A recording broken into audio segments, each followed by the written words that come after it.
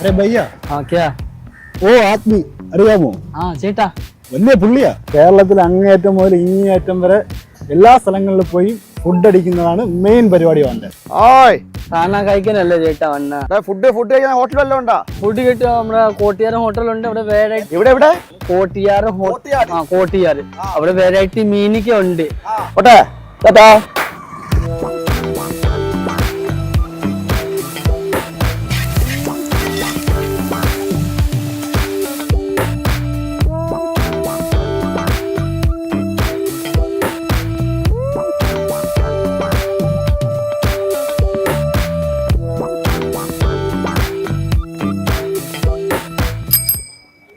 Yes, നല്ല മീനിൻ്റെ മണം കേട്ടോ. നേരത്തെ ബായി പറഞ്ഞ പോലെ കേട്ടോ കാര്യങ്ങൾ. കുറേ മീനുണ്ട് തോന്നുന്നു. കുറേ നല്ല മത്തിയുടെ അയിലയുടെ ഒക്കെ മണം വരുന്നുണ്ട്. ആയ് കമാൺ. മാച്ചാൻ, വരാൽ, ചെമ്മീൻ, തവ, മാന്തൽ, കാളാഞ്ചി, നാടൻ കരിമീൻ, തിലോപ്പി, ഏരി, കൊഴുവ, കക്ക, നാടൻ കരിമീൻ, വരാൽ, കാളാഞ്ചി, മീൻ പീര, കൂന്തൽ റോസ്റ്റ്, ചെമ്മീൻ റോസ്റ്റ്, കാളാഞ്ചി മപ്പാസ്, ബീഫ് റോസ്റ്റ്, കേരക്കറി, തലക്കറി.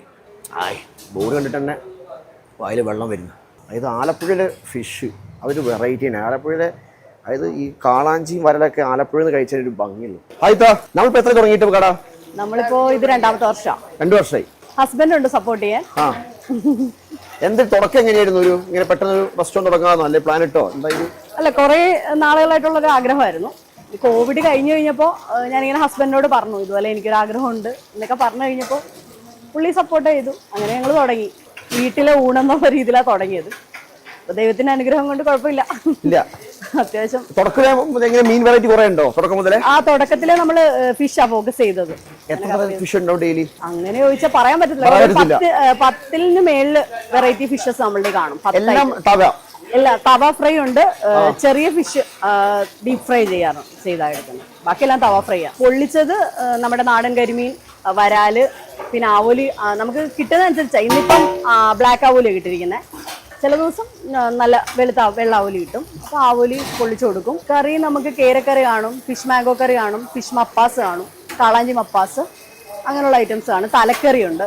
പിന്നെ റോസ്റ്റാ, ചെമ്മീൻ, കണവ, അങ്ങനെയൊക്കെയുള്ള ഐറ്റംസ്. സൈഡായിട്ട് കറി എന്തൊക്കെയാണ് ചോറിന്?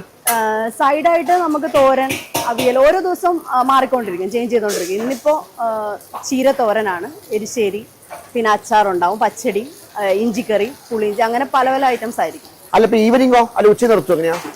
ഈവനിങ് നമ്മളിപ്പോ സ്റ്റാർട്ട് ആയിട്ടുണ്ട്. നാടൻ ഐറ്റംസ് ഒക്കെ തന്നെ.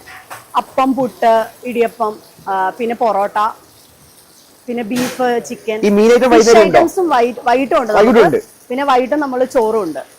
ആണോ? രാത്രി ചോറ് ആവശ്യമുള്ളവർ വന്നാൽ അവർക്ക് ചോറും കൊടുക്കും. കപ്പയുണ്ട്, കാച്ചിലുണ്ട്, അതൊക്കെ ഉണ്ട് വൈകിട്ട്. നമ്മളെ സപ്പോർട്ടിങ് ആണല്ലേ?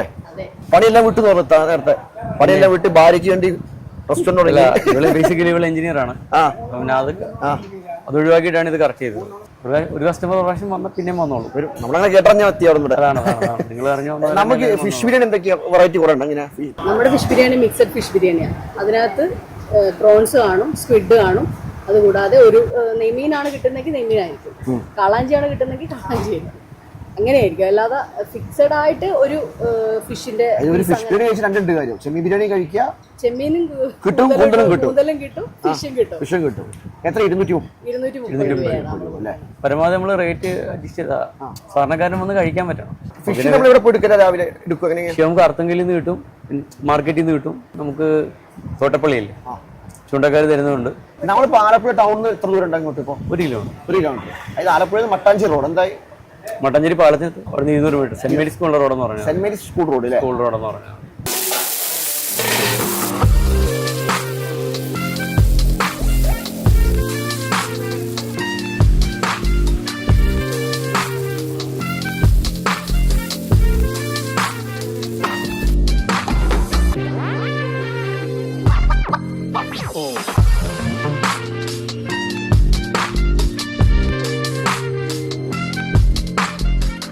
കരിമീനുണ്ട്, ആവോലി, ബീഫ്, ചെമ്മീനും, നെത്തോലി ഉണ്ട്. പിന്നെ കരിമീൻ മപ്പാസ് കിടക്കുന്നത്. അതുപോലെ തന്നെ നമ്മുടെ ഇത് വരാല് പൊള്ളിച്ചത്.